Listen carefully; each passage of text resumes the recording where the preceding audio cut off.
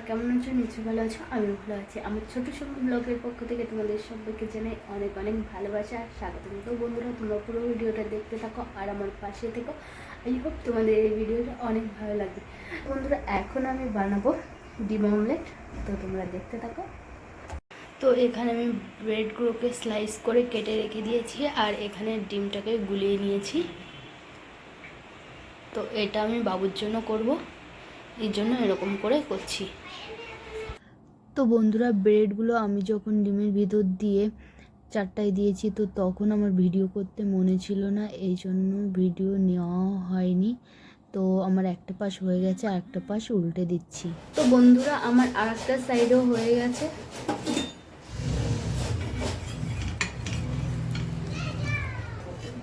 ডিম bread ready হয়ে গেছে। তো এখন এটা আমি বাবুকে দিয়ে দেবো। তো বন্ধুরা, এটা রাজদীপের জন্য যে রেডি হয়ে গেছে, এটা রাজদীপকে দিয়ে দেবো। এরপর ওর বাবার জন্য আমি তৈরি করব ব্রেড অমলেট। তো বন্ধুরা, পেঁয়াজ আর লঙ্কাটা আগে কুচিয়ে নেব। তো বন্ধুরা, আমি যেহেতু পেঁয়াজ অমলেটের ভিতর দেবো, এই জন্য অনেকটা পাতলা করে পেঁয়াজটাকে কুচিয়ে নেব। তো আমার পেঁয়াজটা দেখো কুচানো হয়ে গেছে। তো এবার আমি লঙ্কা কুচিয়ে নেব।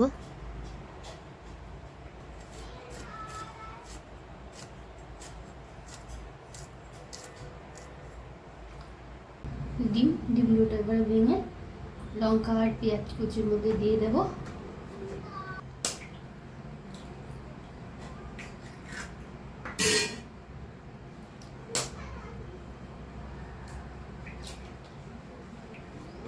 তো ব্রেডটা বের করে নিয়েছি, ব্রেডটা সেঁকে নেব।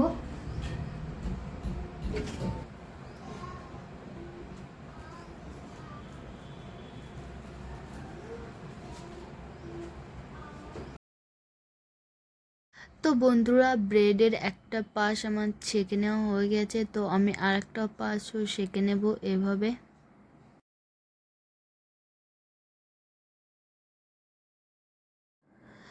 তো আমি লঙ্কা আর পেঁয়াজের মধ্যে ডিমটা দিয়ে দিয়েছি। তো এটাকে একটা চামচ দিয়ে ফেটে নিচ্ছি।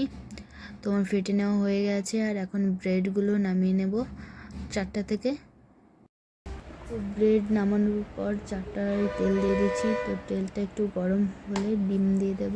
তারপর এক একটা ব্রেড এর উপরে বসাই দেবো। তো বন্ধুরা, আমি যখন এই ডিমটাকে ফেটিয়ে নিয়েছি চামচ দিয়ে, তখন কিন্তু লবণ দিয়েছিলাম। তো লবণের কথা আমার বলতে ভুল হয়ে গেছে।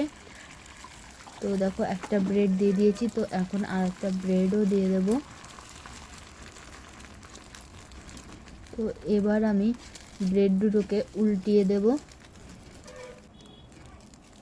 তো দেখো, একটা পাশ ভাজা হয়ে গেছে, আর একটা পাশ ভাজা হয়ে গেলেই আমি ব্রেড দুটোকে নামিয়ে নেব। তো আমার দুটো পাশই ভাজা হয়ে গেছে। এখন আমি ব্রেডটাকে নামিয়ে নিয়েছি। তো বন্ধুরা, আজকের বিকালের টিফিন কিন্তু আমার রেডি হয়ে গেছে। এটা হচ্ছে রাজদীপের টিফিন, আর এটা হলো রাজদীপের বাবার টিফিন।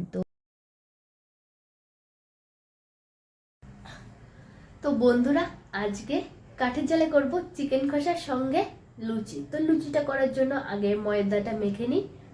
তো বন্ধুরা, এই 4-5 দিন ধরে কিন্তু প্রচণ্ড রোদ হচ্ছে আর সঙ্গে গরমও দিচ্ছে তেমন।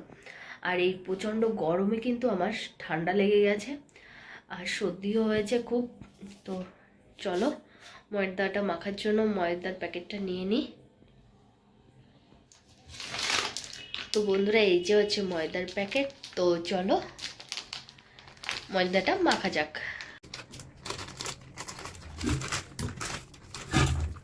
তো যেহেতু আমরা দুইজনে খাবো, এই জন্য অল্প করেই বানাবো।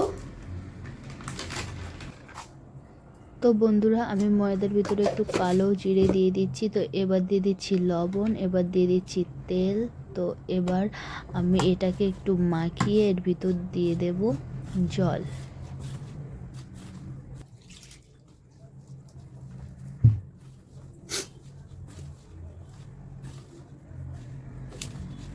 তো বন্ধুরা, আমার আটাটা মাখা হয়ে গেছে। এখন আমি এটাকে ঢাকনা দিয়ে ঢেকে রেখে দেব 20 মিনিট মতো।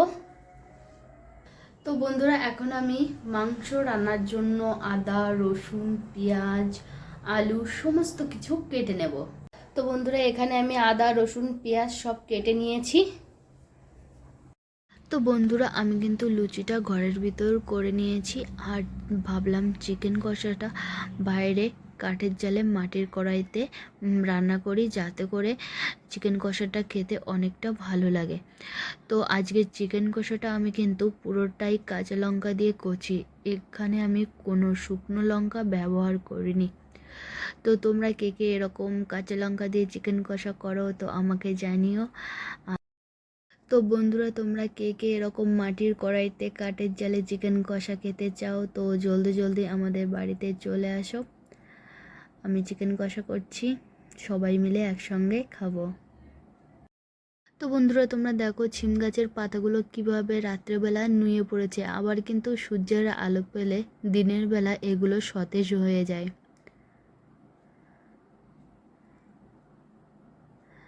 তো আমার চিকেন কষাটা প্রায় হয়ে এসেছে। তো বন্ধুরা আজকের ভিডিওটা এই পর্যন্ত। যদি তোমাদের এই ভিডিওটা ভালো লাগে তো একটা লাইক দিও। তো তোমরা ভালো থেকো, সুস্থ থেকো। আর এখানে দেখো রাজদীপ শুয়ে শুয়ে ল্যাপটপ দেখছে, আর আমি রাজদীপের পাশে বসে আছি, আর রাজদীপের বাবা আমাকে কি যেন একটা বলল, তাই আমি হেসে দিলাম। তো আমাদের রাত্রের খাবার কিন্তু রেডি হয়ে গেছে, আর আমরা সবাই খেতে বসে গেছি।